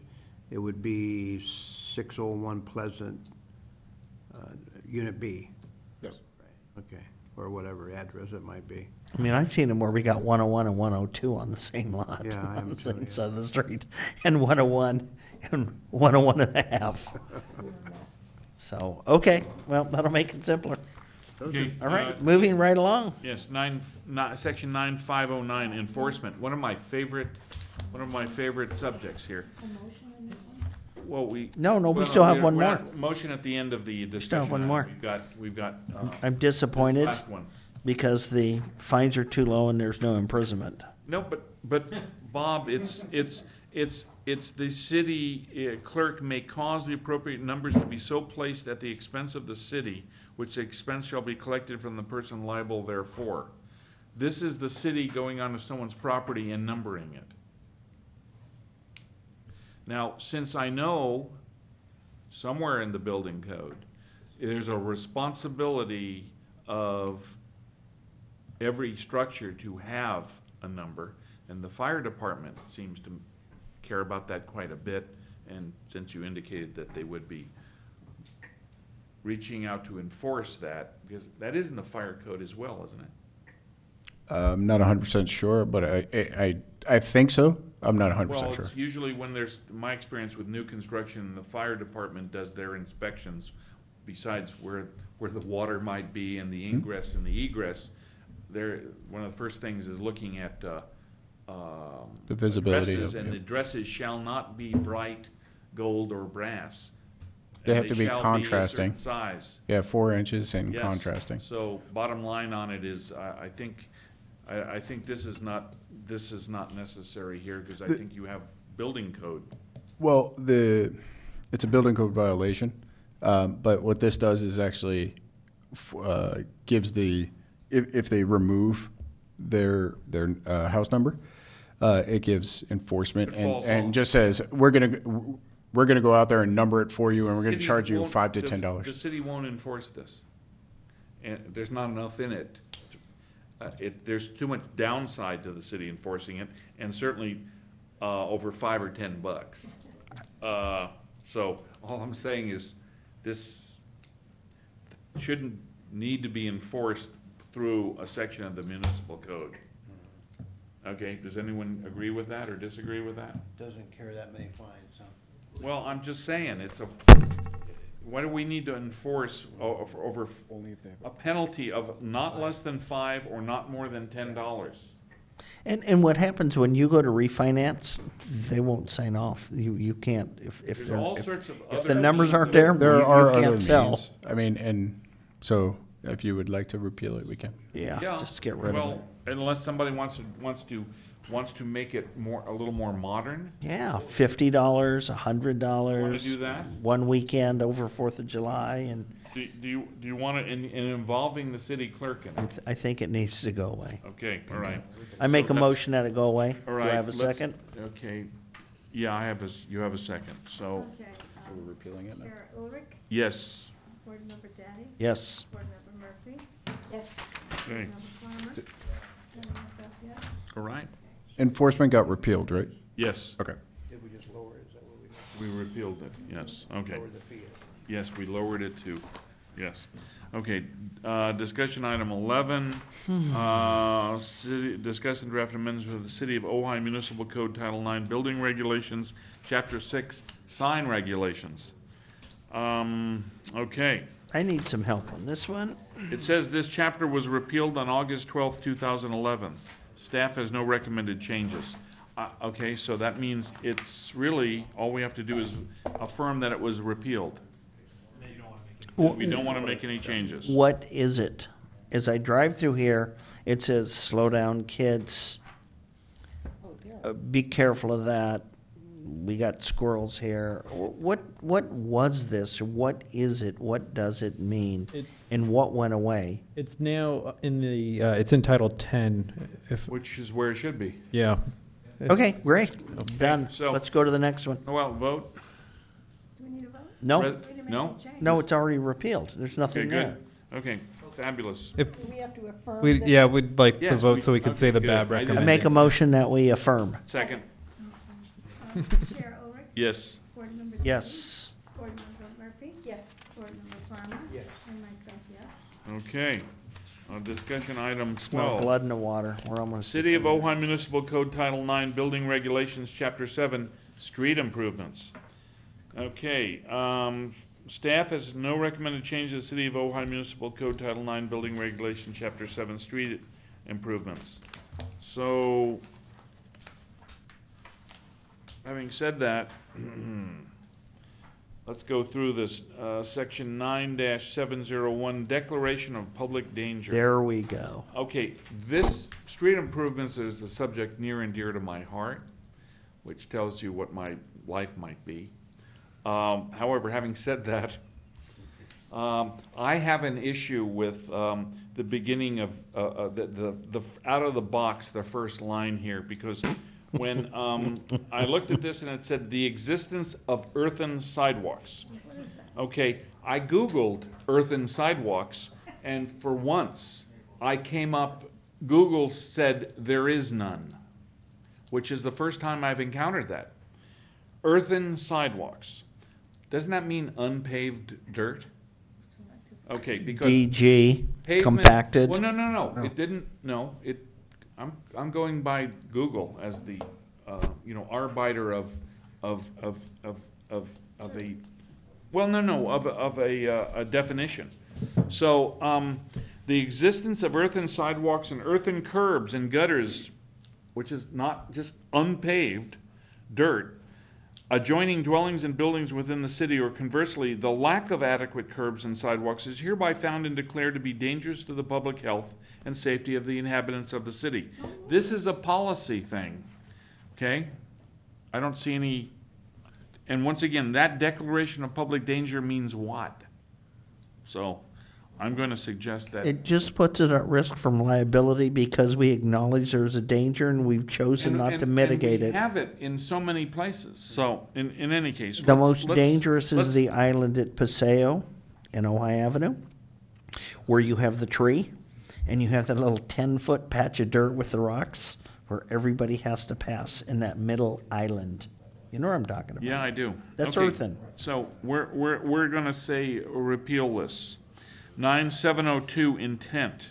It is the intent of this chapter not to conflict with or have any effect whatsoever on street dedications and improvement of obligations required of developers under the Subdivision Map Act and city laws enacted pursuant thereto and on matters processed by the Planning Commission and/or Council.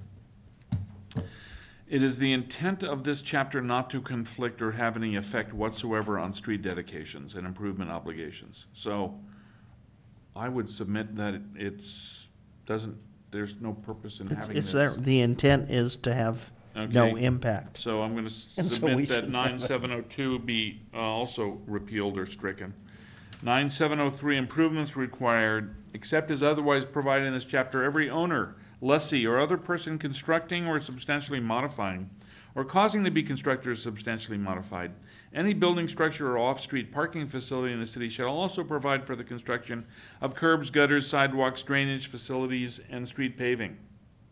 Such improvements shall be made in accordance with city standards, specifications, and design for all public street frontage adjoining the property upon which the construction is to be done, unless curbs, gutters, sidewalks, and paving constructed and located in accordance with the city standards and design already exist.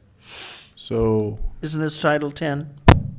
It kind of is, and I also have to say, I've known of the last two new housing projects, including one right up the street here, where the sidewalk and paving, curbs, gutters, and the driveway aprons don't meet a city standard because there were, trees and odd conditions. Stuff, but they don't meet the standards. So I'm coming to, this attempts to set a standard that would be enforceable, and I don't see it having, the city having a history of enforcing it. And this was something that was, like I said, finished 2 years ago, maybe 3. So delete 03? this is really, isn't this already codified in Title 10? I don't know if that is. It appears with the water catchment and the water runoff and those things that we're doing and the traffic calming and the pedestrian area that we have a whole different set The planning that has commission nothing to that do with has the a building design department. review or a CUP application before it for new construction of, say, down on Fulton? Fulton or Pearl or Bald. The design submitted has always included sidewalk, curb and gutter, street improvements, exactly. 5-foot sidewalks and all the So, rest. But ADA. 4-foot sidewalks, please. That may be based on this section though, because I don't think it's also in Title 10. And maybe the solution is maybe this should move to Title 10. Okay, that's what we're gonna recommend, that the improvements required that section 9-703 shall be moved to Title 10, I second that motion. all right? Roll call. Okay. Dale, roll. No, let's do that at the end. Okay. Okay. Okay, section 9-704 exemptions. As concerns residential buildings containing Where did 3 or they fewer come up dwellings, Shit. the requirements of Where did they chapter come up with this? 9-703 of this chapter shall apply to new construction only and shall not apply to modifications of any kind, which is reasonable. If somebody's remodeling, they shouldn't have to put in sidewalks, new curb and gutter and everything else as if they were developing the property in the first place.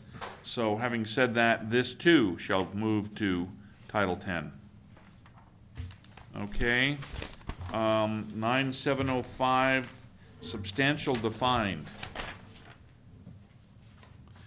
For purposes of 9-703, did I say that? 9-705, substantial design. For purposes of section 9-703, substantial, a modification shall be considered substantial where its total cost is in excess of $6,000 as established by the valuation set by the building inspector for building permit fee purposes. 1968. Yeah, so I'm gonna say that those numbers are seemingly a little on the light side, but, is there any purpose in having this in Title IX instead of also moving this along with? I think that this should stay with those other two sections. Yeah, seems that way, so. the only thing, I guess it could still go there, James, even though it's talking about the valuation, which is, Well, that would be the reason, because the building official or the building inspector would be doing the valuation. Oh, okay. I would submit that I'm just- would be something, because typically speaking, doesn't the applicant set the value when they make an application for a building It permit? has to be approved by the building official. Right, so you have a review of it. Yeah. And if you think somebody's light on their evaluation, you would say, well, this seems to be. Correct. We can reject evaluation. Right, okay. So, but I don't have a problem. I'm just making sure for continuity, that it's okay to put that over into chapter 10, even though it's talking about the building official Yeah. or building inspector. Okay. Yeah, I don't think that's an issue. Yeah, because that's an administrative determination. That's not, you know. Okay, section 9706, improvement plans. You know, It's not, that needs to go to 10. yeah. Okay, you know, yeah, so, okay, move to Title 10.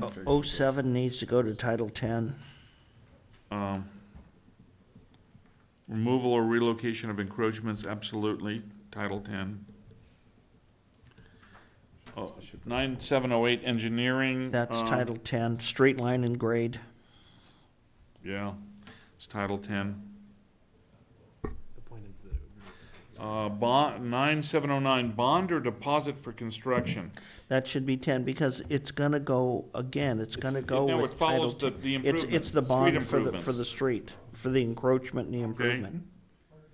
An improvement waiver, once again, Title 10.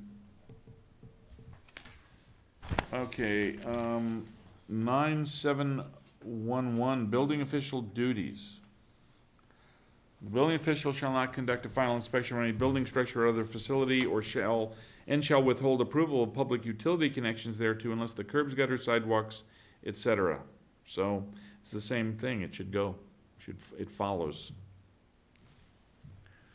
Okay, dedication to city, same thing. No, I think, What? Go ahead. actually, I think that has to stay, maybe a better, we're effectively getting rid of this chapter. Maybe there's a better place for that. yeah. But I do believe that should still stay in Title 9. Because Okay, Building official duties, yeah, because it's a building. do oversight rather than CDD. See, here's the thing, though. This it makes reference. This is chapter 7, which is street improvements. The whole thing should go to chapter 10, regardless of of how it gets subsequently revised or edited, because this is street improvements, which is much more appropriate in Title 10 than it is to the building Okay. code. So, Well, let's go back. What it's saying is he can't go ahead and give a building permit and sign off until you've done the street. And so I think that is 9. that's a condition of, that would be a 10. condition But that's of a, 10. I see what you're saying. It's a condition, of the street improvements. Exactly, and then you've got Okay. dedication to the city, you've got maintenance, you've got appeals, you've got exceptions to provisions, you've got, it's the entire administrative code here is addressed towards street improvements, which should not be in the building code. It's a city thing, I make a motion. yes? Second, Okay, Chair Ulrich? Motion to, I'm sorry, Yeah, to move the entire chapter 7 to Title 10. 10. Okay, and it's been motioned and seconded. Chair Ulrich? Yes. Member Daddy? Yes. Member Murphy? Yes. Member Farmer? And myself, yes. Okay. One Then- left. And we come to information item 13, which is review the draft recommendations for the brush clearing procedure and the implementation of the Geographic Information System, GIS, from the Building Appeals Board to Council. Recommendation, review and approve the draft recommendations from the Building Appeals Board to the Ojai City Council at the June 13, 2018 BAB meeting regarding amendments to the City of Ojai brush clearing procedures and recommendations for the implementation of the Geographic Information System, GIS. Discussion, review and approve the following Building Appeals Board recommendations to the Ojai City Council. Building Appeals Board recommendation for the City of Ojai brush clearing procedures are the Ojai City Council shall cause to be adopted. A written brush clearing procedure and process whereby the city will compel compliance by the property owner by 30 June of each year and each fire season. If compliance is not realized, the city shall follow the Ventura County Fire Protection District procedure to ensure compliance. Anybody got any questions, I have comments? Yeah, I have a comment.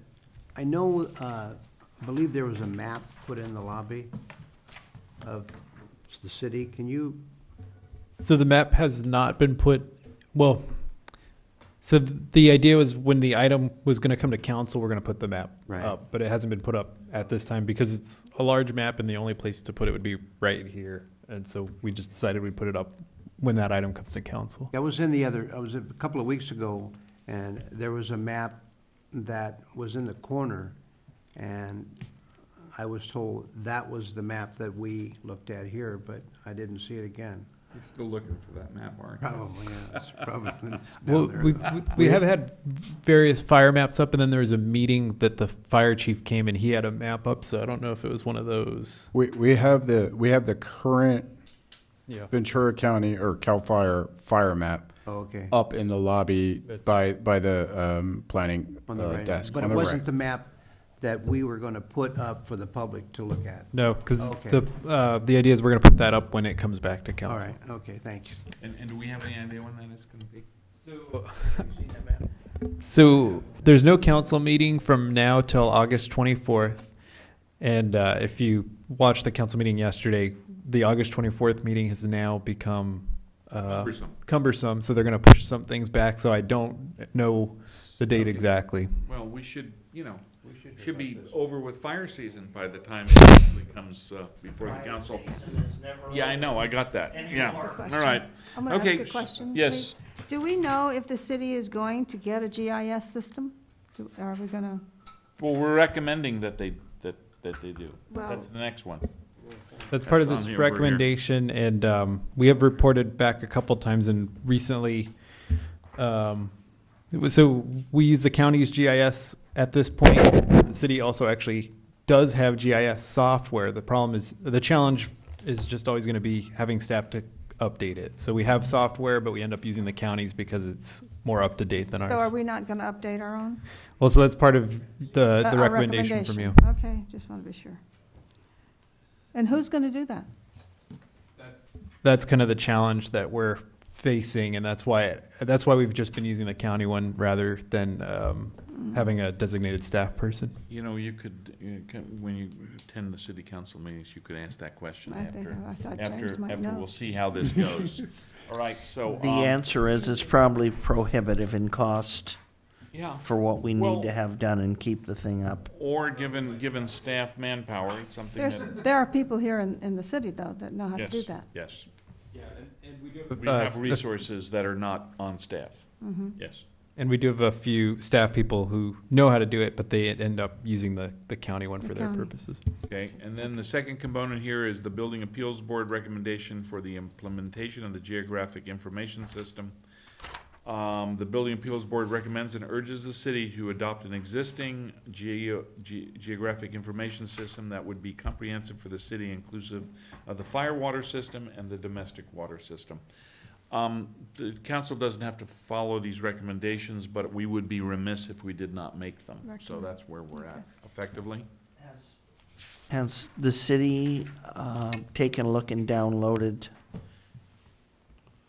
the Casitas proposal for the changes in the entire system, the removal of all the 2.5-inch stem pipes and the 4-inch wharf pipes and moving the system over to the 6 inches? The city's taken a look at that, because what happens is we've gone ahead and we've paved a street that is severely deficient in water flow. And so what happens is now we've got a 5-year prohibition. And the one thing that I think aggravates people that pay taxes is to put in a new street with a new hole right after the new street, or a new strip, and a new repair right after a new street. And it appears that Casitas has its marching orders, and it has the way it's going to do things, and the city has a wish list of what it would like to do. I think that the health and safety of the community in the environment we're in, we probably should put our heads together and find out where we need to go first. I did talk to Greg Grant, the Public Works Director. I think you'd brought this up at either the last meeting or the one prior. So I talked to Greg Grant, and he has already reached out to Casitas to try to come up with some kind of game plan. They got a lot of staff turnover there, attrition, so who knows where that'll go. Okay, do we have a motion on this one? Item 13, A second. okay. Chair Ulrich? Yes, oh, and once again, shall be Shall, added. okay, I was gonna ask. Add Ju- add with shall. that shall. Yes, Okay. in that first one? Yeah. Yes. Okay, Board Member Daddy? Yes. Board Member Murphy? Yes. Board Member Farmer? Yes. And myself, yes. Okay, then we would normally have the Building Appeals Board Liaison report from Council Member Haney, but he has had to attend to his family issues of much more importance than these matters. And we have a Planning Commission oral report. Do we have one from Planning Commissioner Quillisi? Chair. Oh, excuse me, Chair.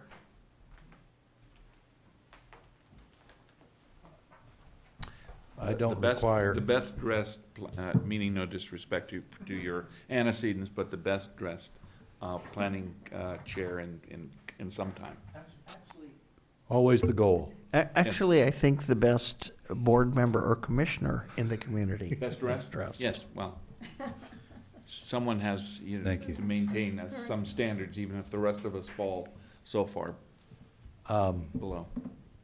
I presume this report is to let you know what the Planning Commission has been doing. I would like to thank you for throwing all of these text amendments or potential text amendments into Title 10 so that Seemed we like can the worry thing about to them, do. yeah. The last Planning Commission meeting was June 6th. I did not miss that because of my surgery.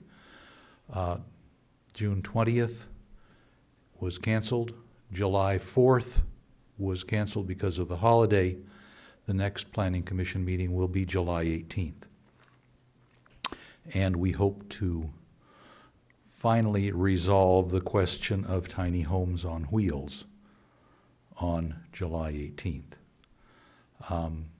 I have been fighting to get the agenda item called Tiny Homes on Wheels, but I've been overruled by the city attorney who says that the portion of the ordinance which is proposed to be added is called mobile tiny homes. Is that- Movable tiny homes. Movable tiny homes. I think it's a little bit misleading for the city to publicize it that way. It's just a disagreement that we have on wording.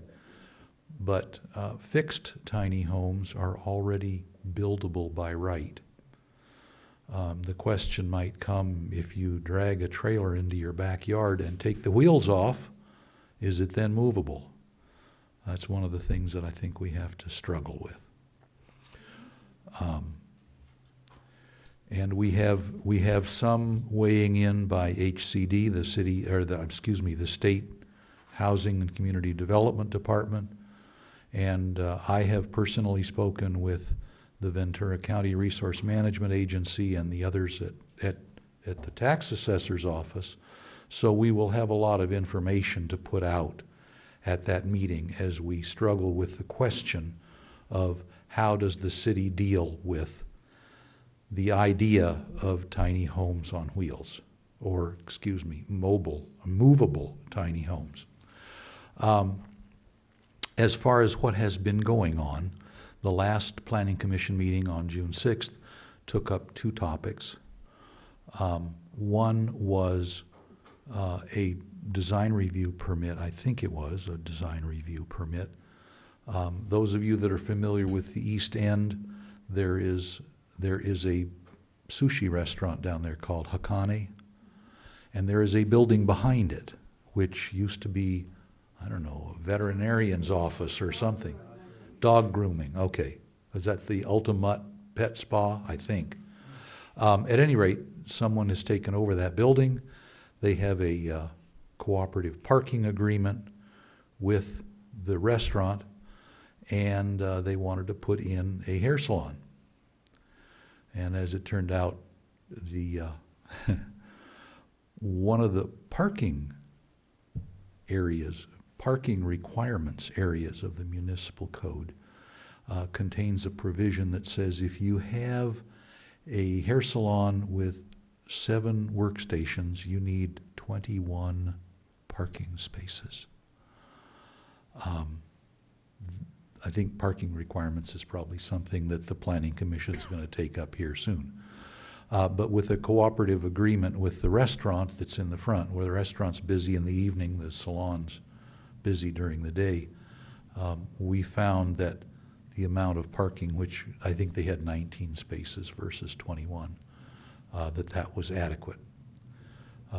Then there was the question of lot coverage standards for zoning designations in residential areas, and it was only the large ones, the R01, R02, R04, whether or not there should be lot coverage standards for those. There are none in the code at the moment. And this is in my absence, so I'm reprising the what the council, or what the commission did. They decided that it made no sense to put a requirement of 10% or 25% or 35% lot coverage on a 2 or 3 or 5 acre parcel, because you could still build a 10 or 20,000 square foot house, and those kinds of things are unlikely. But they did recommend to the city council that for those large zoning areas, if a development request comes in, that it should by right go to the Planning Commission for review, in the same way that any 2-story residential development plan, whether it's a single-family home or an apartment, whatever, that automatically goes to the Planning Commission for review simply because it's a 2-story structure. And so the recommendation was, if it's that big a lot, that it should go to the Planning Commission. Not that there are any particular standards to be met, but that it do that. Otherwise, we as a commission are still struggling with the need to restrict ourselves in our discussions and our offhand comments and our admonishments of applicants to try to stay within the bounds of Title 10 and get off of discussion of Title 9 provisions, let's call it that, things that have to do with how a home is constructed. That's your business, it's not ours. Whether one can be put on a piece of property and where it can be sited on the property is appropriately Title 10 business, but whether you are pre-plumbing for gray water, or whether you are pre-wiring for solar panels, or whether you have decided to put compostable toilets in your house, those are all building standards. They are not land use and zoning standards. And so I take responsibility as the chair at the moment, and will continue to strive to keep the Planning Commission discussions focused on Planning Commission purview items rather than building standards. I make that commitment to you. I can't guarantee you I'll be successful. And I stand ready to answer any of your questions. Steve, I have 2 questions. Yes, sir. Number one, is the city getting a lot of requests? I mean, there are people coming in for these tiny homes that you know of, or are you getting? I don't believe that there are any pending building permits or building permit of any sort, whether it's even a concept development, a concept review, or a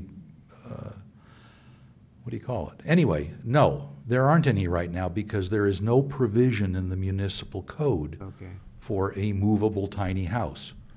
As I stated earlier, and I will state again at the Planning Commission meeting next week, a fixed tiny house is already buildable by right. And that is not the discussion item or the public hearing item that we will have next week. But to my knowledge, and maybe Mr. Vega can amplify, we don't have any applications for it right now. No, that's exactly right. And I think what happened was there was that item that went to council where a group was asking for a grant of some city land to put some tiny homes in, and that is kind of spurring this conversation. Exactly. That does run into rules about how many habitable structures you can have on a single parcel. Right. And I wanted to ask before, in fact, as you were talking about house numbering, does a guest house have a number? Only if it gets mail. Only, Only if it gets mail. That's the only reason for the number.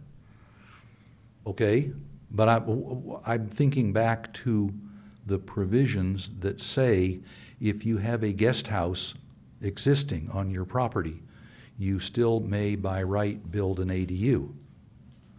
If you have an ADU on your property, you cannot build a guest house. Go figure.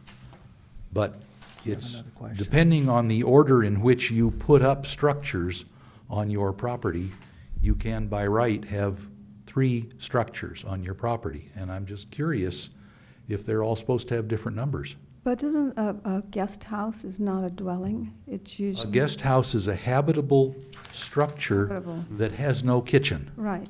That's all, that's the only difference. Well, according to our current municipal code, section 9-508, multiple buildings relative to house numbers, if there's more than one building, and once again, it's not making references to the use of the building, the distinction between a guest house and an accessory dwelling unit. They're simply saying if there's more than one building on property to which a single number is assigned by this chapter, or if one building has living quarters for more than one group with separate entrances for each, Yeah.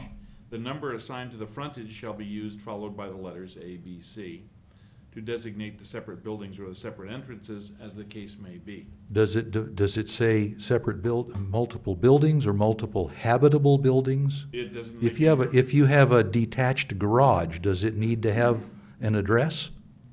No. It would appear on the face of it that language requires it. If one building has living quarters for more than one group, Now, that's where With you have separate multiple entrances. dwelling units within a single building. How about the prior, the prior requirements of that paragraph? if It there's seems more to than say, one building on property to which a single number is assigned by this chapter, or if there's one building that has living quarters for more than one group with separate entrances so it's for an each. or. Yes. So you could have your primary residence, you could have an ADU, you could have a Yes. detached garage, and it requires its own address. Okay, It just doesn't get mail. curious. My last question, No, it could Steve, have an is, address if it was requested. is a lot line adjustment, Habitable. does that come through your, Lot line adjustments come through the planning commission because it's an issue of land use. Who gets to use this piece of ground? Lot line adjustments, however, are not subject to a final determination by the planning commission. okay, The planning commission in the area of lot line adjustments and therefore for an entire case that includes a lot line adjustment, the planning commission makes a recommendation to the city council. Council makes that. The most recent thing that we can probably think of is the property right next to Restaurant. Bonnie Lou's, where right. the people that own the next building over wanted to swap land with the city so that they could have a dining area adjacent to their building, and the brick walkway that we may all be familiar with there would move to the other side of that property. So it's just a swap of land. A lot of people got confused thinking the government, or thinking the city was giving away land Yeah, I know. to some private developer. But because it was a lot line adjustment, and the planning commission forwarded a recommendation on the case, which in this case was to approve it, but we did not make a determination. We had to forward a recommendation to the city council because But that only the wasn't- council that can wasn't do followed that. by staff, though. There wasn't a lot line adjustment, is my understanding. I don't know what the final outcome of that It was. was addressed as a map. Amendment. a revision. Is that not correct, Mr. Vick? How odd. I don't have that information. Yeah, There were a couple of different a lot line assessor adjustments, parcels. A lot line adjustment's a single act.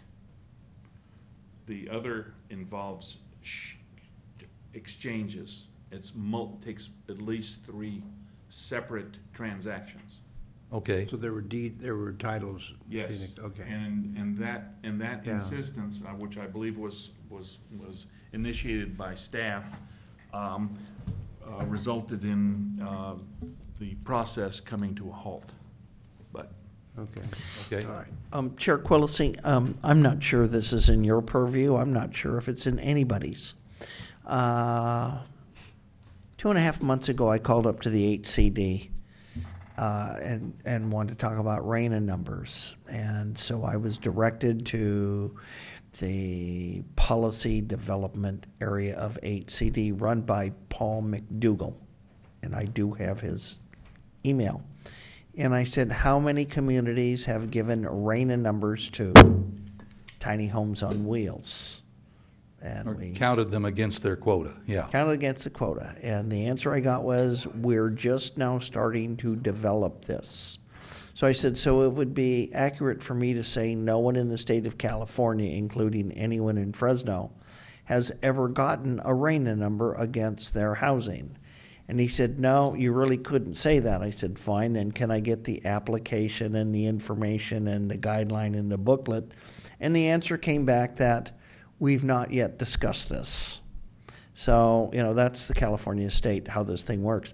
It would be interesting to find out if there's this great big appetite, if in fact they're not allowed RANA numbers. The other thing that my understanding is, talking to some different entities and agencies, is tiny homes on wheels are going to qualify as a structure for the bond assessment in that portion of the city of Ojai that is in the new Ojai Community Facility District, and that will count as a structure and it will count as a full fee. My other understanding is that That is from Casitas? that is from Casitas. That is the bond. That is the bond that everyone in the old footprint of, and it clearly states per unit. And we clearly have got 5 and 6, and they're by unit. And then the other thing my understanding is that the sanitary district at this time will be looking for capacity charges, not necessarily connection fee, but capacity charges. Yes. I think the connection fee loophole has been closed. Yeah, it probably has, but it's opened up a new one. If I were to put a low voltage, with Tom's permission over there, low voltage light in, and I could dig a trench 20 inches deep and 6 inches wide, and I could throw that low voltage. And if I got to the end of that thing and I decided I wanted to put a water line, I still don't have to get a permit. But if I wanted to put a gas line, it would cause a permit, and I would have to then get a PAW.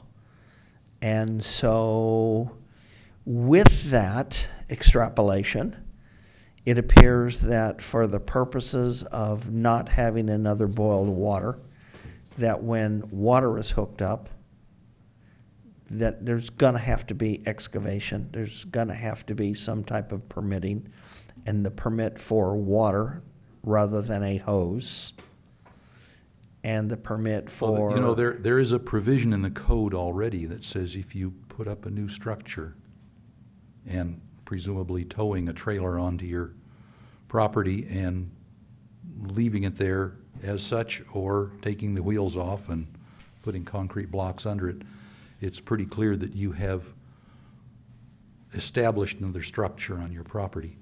There's a provision already, and I don't recall the site, but it can be found, that says all the utilities for that structure have to be placed underground.